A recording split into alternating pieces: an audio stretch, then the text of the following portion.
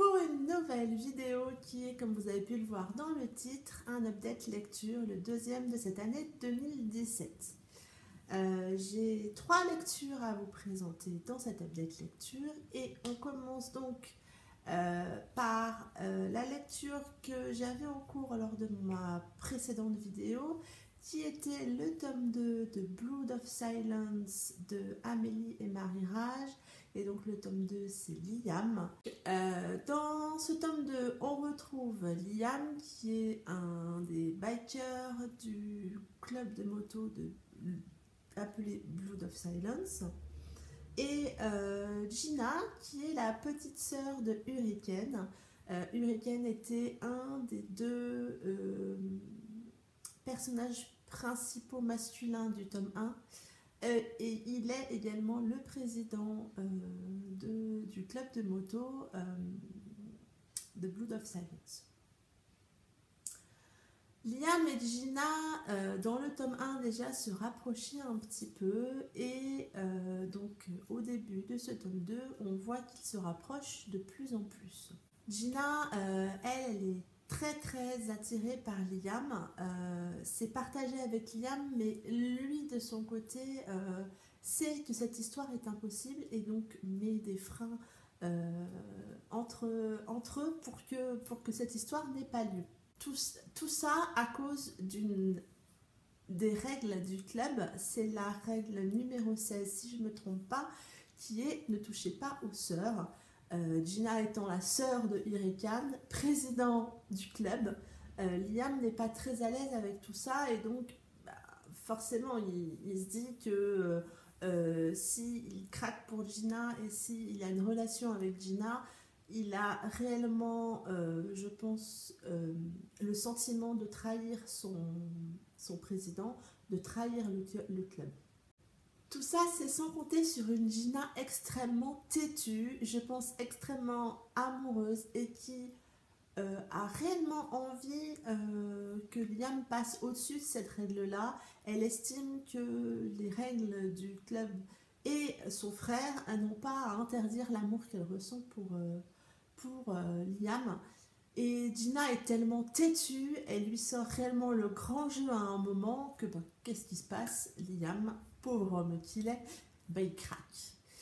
Et donc entre ces deux-là commence une belle histoire qu'ils tiennent secrète, ils n'ont vraiment pas envie que ça se sache. Il y a quelques passages très rigolos dans le roman où je pense au passage où Hurricane les surprend à un moment alors qu'ils étaient en pleine discussion et assez proches l'un de l'autre. Et qu'est-ce que c'est rigolo de voir Liam se sentir hyper fautif tout de suite sur le qui-vive, pris la main dans le sac. Donc leur relation va commencer, mais Liam garde toujours au fond de lui ce sentiment que si cette relation se savait, il risquait gros, surtout vis-à-vis du club de moto. Pour moi, ce tome 2 est meilleur que le tome 1. Vous savez, si vous avez déjà regardé ma vidéo sur le tome 1, que j'avais vraiment beaucoup aimé le tome 1, mais ce triangle amoureux m'avait fortement agacée. Là, sur ce tome 2, on retrouve vraiment autre chose en termes d'histoire. Et qu'est-ce que j'ai aimé ce tome 2? Qu'est-ce que j'ai aimé Liam et Gina? Liam est un jeune homme finalement assez fleur bleue dans l'âme parce que il découvre les sentiments qu'il a pour Gina, il découvre ce qu'il est prêt à faire par amour. Et j'ai vraiment trouvé ça très bien. Et puis on a Gina dans cette histoire. Gina, c'est une jeune fille pétillante, vraiment très têtue. Toutes les caricatures d'une italienne avec vraiment un tempérament de feu. C'est vraiment... et puis oui, elle sait ce qu'elle veut Liam. Et vraiment, elle fait tout ce qu'il faut pour l'avoir. Et c'est vrai que ce duo mène une jolie histoire. On aurait pu imaginer quelque chose de comment dire, assez entre guillemets classique, mais c'est sans compter, c'est sans compter sur la plume d'Amélie et Marie-Rage où à un moment il va se passer quelque chose. C'est vraiment un tournant dans le livre avec une scène vraiment très très dure. J'ai vraiment eu, c'est pas les larmes aux yeux en lisant cette scène particulièrement, mais la boule au ventre, avec vraiment de l'énervement qu'on puisse arriver à faire ça. Et oui, oui, comme d'habitude, elles ont une plume très addictive et elles ont une plume très libérée. C'est de l'auto-édition, donc il n'y a pas de censure dans leur roman, donc il n'y a pas de censure dans cette saga de Blood of Silence. Et on le ressent dans la façon dont sont amenées les histoires, dans la façon dont sont décrites les situations. Et oui, enfin, ça le fait toujours autant. Et ça confirme mon coup de cœur pour cette saga. J'aime vraiment, cet univers, tous ces personnages. Là encore, on découvre dans ce tome 2, ça tourne aussi un petit peu autour du club. On les voit tous, on voit les jumeaux, on voit Hurricane et Creed, on les voit tous les uns avec les autres au travers de ce club, au travers des histoires plus ou moins légales de ce club. Ça amène aussi un côté un petit peu de suspense autour de la saga, en plus de l'aspect romance qu'on a, je pense, à chaque tome, et en tout cas qu'on a au tome 1 et au tome 2. C'est aussi, on va dire, pour moi, l'ambiance pour le club est plus noire dans ce tome 2. Le club grandit, entre guillemets, dans le sens où il mûrit, il part aussi vers des choses un petit peu moins légales que dans le tome 1. Donc, voilà pour ce tome 2. Comme je le disais, c'est un plus gros coup de cœur que le tome 1. Je vais rapidement attaquer le tome 3. Je vais peut-être attendre un petit peu février. Mais que j'aime cette saga, que j'aime la plume d'Amélie et Marie-Rage. Et si vous ne l'avez pas tenté, je ne pourrais que vous conseiller cette saga. Comme la fois précédente, après un tome de Blood of Silence, j'ai du mal à rester dans de la romance, dans du new adulte, et je me suis orientée vers un petit policier sur fond de romance, et donc j'ai lu Journal d'une tueuse de V.I. Pratt. Dans ce roman, on retrouve DB qui est une tueuse professionnelle. Depuis qu'elle a 12 ans, elle est entraînée donc pour devenir cette tueuse professionnelle, pour devenir, on va dire, la tueuse à gages parfaite. Elle ne ressent aucune émotion, elle ne veut aucun lien, aucune relation. C'est vraiment le seul truc qui compte pour elle, c'est l'exécution de ce qu'on lui demande de faire. Et autour, c'est tout, voilà, il n'y a pas d'émotion, elle ne ressent rien, elle a été entraînée à ça, elle n'exécute que les missions données par son maître, qui est un petit peu comme son patron, maître qu'elle connaît depuis qu'elle a 12 ans, la protège énormément, c'est quelque chose d'assez possessif dans l'histoire, hein, et on ne sait pas réellement pourquoi. Elle a donc un contrôle total sur sa vie, DB, et jusqu'au moment où elle se rend compte que l'organisation pour laquelle elle travaille lui ment, lui cache des choses, lui cache son passé, lui cache son origine, et elle commence à émettre des doutes par rapport à ce qu'on lui demande. Elle va donc partir à la recherche de réponses à ces questions et va découvrir vraiment des choses assez particulières. Il y a un truc particulier, c'est elle se rend compte que finalement elle n'a pas d'empreinte digitale au bout des doigts, et elle trouve ça finalement c'est assez bizarre comme truc, quoi.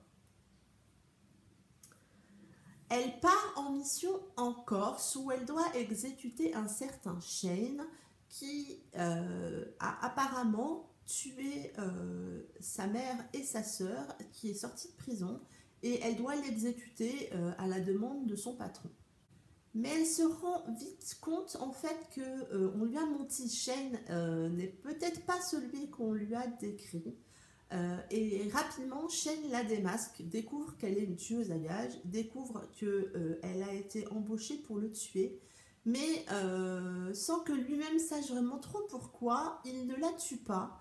Et il va plutôt essayer de comprendre, de chercher qui se cache derrière cette demande et pourquoi.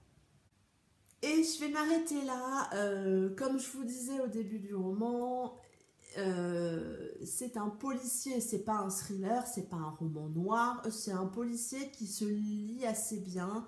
DB est assez attachante et finalement on a envie un petit peu de la protéger sous cette carapace de jeune femme tueuse à gages professionnelle qui ne ressent aucune émotion. On y découvre une jeune femme finalement fragile, une jeune femme qui va vivre ses émotions de manière extrêmement décuplée, puisque elle a subi quelque chose qui fait qu'elle ne ressent pas d'émotions, et à partir du moment où elle va arriver à en ressentir, elles sont extrêmement décuplées. Au fur et à mesure du roman, il y a une très belle évolution des B. On ne peut que s'attacher à cette jeune femme, à ses incertitudes, à ses doutes, au sentiment profond de trahison qu'elle ressent finalement, parce que elle se rend compte que toute sa vie tourne autour de nombreux mensonges, et c'est vrai qu'elle évolue de manière... oui, enfin ça reste attachant, parce qu'au départ elle est très froide, ça reste une espionne, elle est très carrée, elle exécute et elle ne ressent rien. Et au fur et à mesure où les sentiments et les émotions pour elle vont se développer, forcément on ne peut que s'attacher à elle. Shane, lui, c'est le grand méchant de l'histoire avec un grand L et un grand E, mais on ne peut que tomber sous son charme. Il est décrit comme très mystérieux, qui dégage vraiment quelque chose de fort autour de lui, qui a une forte personnalité, et l'auteur le décrit avec tellement de charme qu'on ne peut que craquer quand on lit un petit peu son histoire et la rencontre quand il rencontre Debbie. J'ai bien aimé ce roman. C'est une intrigue finalement qui est bien ficelée, avec une fin extrêmement explosive que je n'ai pas du tout vu venir. Un épilogue, heureusement qu'il est là, parce que je pense que ça aurait été difficile sans cet épilogue, pardon. J'ai bien aimé, je ne connaissais pas l'auteur, le titre m'avait interpellée, le fait que ça soit un policier, c'est écrit à la première personne, on a le point de vue de DB tout le long du roman, du coup on rentre bien dedans, et oui, ça l'a fait, ça m'a bien sorti de Blood of Silence, et du coup j'ai pu repartir sur autre chose. J'ai ensuite enchaîné sur One, le tome 1, intitulé Même pas peur, de Jacinthe Nitouche. Je remercie Ned Gallet qui m'a permis de lire ce roman en service presse. Ici, on retrouve Charlie et Sacha. Donc, Charlie et Sacha se rencontrent alors qu'ils ont 9 et 10 ans. Sacha est assis à sa fenêtre dans sa maison, entend un camion de déménagement dehors, et donc découvre qu'il va avoir des nouveaux voisins. Il sort, il veut faire la connaissance, savoir s'il va trouver un nouveau copain. Et il va découvrir Charlie, qui est une jeune fille de 9 ans, qui va donc vivre à côté de chez Sacha. C'est dur à dire ça. Une profonde amitié naît entre ces deux-là. C'est quelque chose de très très fort. C'est décrit vraiment de manière très forte dans le roman. Ils sont vraiment inséparables. Il n'y a pas d'autre mot. C'est vraiment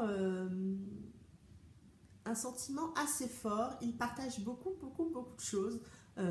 Sacha passe par le balcon, comme ils ont une maison mitoyenne. Sacha passe par le balcon pour aller euh, en cachette dans la chambre de Charlie pour pouvoir discuter, pour pouvoir passer du temps ensemble, pour pouvoir écouter de la musique ensemble. Surtout le long du roman, on a des références à toutes les chansons de U2, d'où le titre, je pense. Et moi, qui suis une fan inconditionnelle de U2, autant vous dire que ce roman m'en a mis plein les oreilles, en plus de m'en mettre plein la tête. Et donc, ils partagent, Charlie et Sacha, ils partagent cette passion de la musique. C'est Charlie qui est très fan de U2 et qui va faire découvrir ce groupe à Sacha, qui va apprendre à jouer des morceaux à la guitare, ce genre de choses. Ils se promettent très régulièrement, dès qu'il y a quelque chose qui ne va pas très bien, ils se promettent très régulièrement de ne jamais se quitter. C'est vraiment leur amitié qui compte plus que tout, et ils se promettent très souvent de ne jamais se quitter. Malheureusement, quelques années plus tard, Charlie doit suivre son père en Irlande. Il part pour du travail. Et c'est un réel déchirement entre Sacha et Charlie. Ils se promettent de tenir... ils se promettent de se donner des nouvelles, de s'écrire pendant la durée où ils sont censés être séparés. Mais très rapidement, Charlie ne donne plus de nouvelles. On ne sait pas trop pourquoi, mais très rapidement, elle ne donne plus de nouvelles. Et ça laisse Sacha avec un sentiment de tristesse profonde, un sentiment de colère envers Charlie. Et il comprend pas, alors qu'il s'était promis de ne pas se séparer et il s'était promis de garder des nouvelles, il comprend pas ce silence et il le vit assez mal. 2 ans plus tard, Charlie et son père sont de retour en France. Et après un moment de colère et d'incompréhension de la part de Sacha, ils se retrouvent, ils sont heureux de se retrouver ces deux-là, et leur amitié revient comme elle l'était avant le départ de Charlie. Je vais m'arrêter là pour le résumé. J'ai bien aimé ma lecture, même si au tout départ, c'est déroutant parce qu'on alterne le point de vue entre Charlie et Sacha dans le présent et dans le passé. C'est-à-dire qu'à un moment, on arrive, ils ont 17-18 ans et on a beaucoup de retours en arrière sur leur enfance, 9, 10, 11, 12, etc. Et au tout départ, j'étais un tout petit peu déroutée sur la tournure du roman.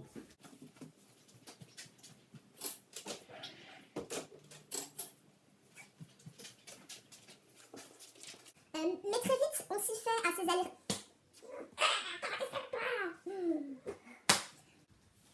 Mais très vite, on s'y fait à cette alternance de points de vue, à ces continuels allers-retours passé-présent.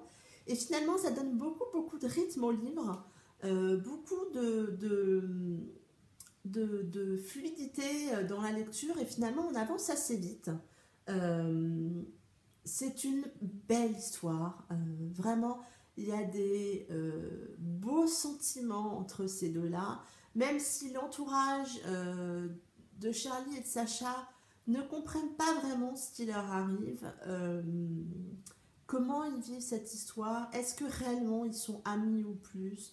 Ils se font très souvent chambrer par leurs meilleurs amis, mais non, c'est pas possible, vous êtes ensemble, ou mais non, vous allez finir ensemble. Et finalement, j'ai trouvé c'est plein de pudeur, c'est plein de pureté comme sentiment également, et c'est très addictif en termes de lecture et en termes d'avancer dans la lecture. Bien évidemment, ça va évoluer, je vous dis pas comment parce que on découvre plein de choses, et le roman, enfin ce tome 1 se finit vraiment très, très joliment. Enfin, je trouve que c'est plein d'espoir pour la suite. Ça donne très envie de lire le tome 2 qui sort en mars. Je vais bien entendu le lire. Oui, enfin, c'est une plume. J'avais découvert la plume de Jacinthe Nétouche quand elle a écrit Season Song. Donc il y a Summertime, le tome 1, et This Shade of Winter, le tome 2, qu'elle avait écrit avec Fleur Anna. Et du coup, j'avais très envie de découvrir la plume de Jacinthe Nitouche en solo. Et je suis pas déçue. Je retrouve ce côté fluide, ce côté addictif que j'avais découvert dans la saga Season Song. Et j'ai très envie de lire ce tome 2. C'en est tout pour mes lectures passées. Je suis en train de lire actuellement Rôde de Amélie et Marie Rage, qui est donc une romance MM. Je vous en parlerai plus longuement lors de ma prochaine vidéo. J'espère que cette vidéo vous aura plu. N'hésitez pas à partager avec moi en commentaire si vous avez fait certaines de ces lectures. Et je vous dis à très bientôt pour une prochaine vidéo. Bye bye!